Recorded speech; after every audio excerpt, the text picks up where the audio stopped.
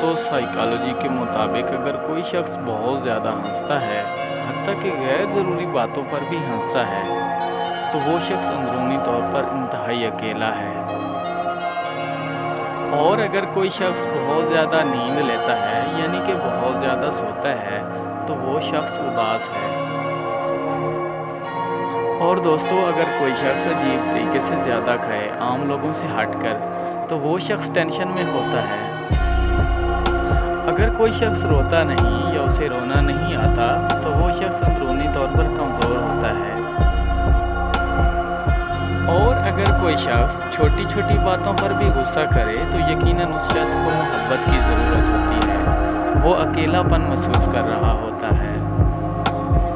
Psychology से एक और बात भी हमें पता चली है कि अगर कोई शख्स छोटी छोटी चीज़ों पर रोता है, तो वो शख्स मासूम और नरम दिल का मालिक होता है।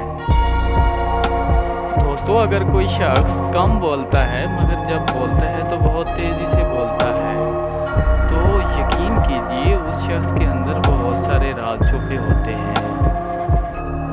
हमारी हर आने वाली वीडियो को देखने के लिए हमारा चैनल सब्सक्राइब करें।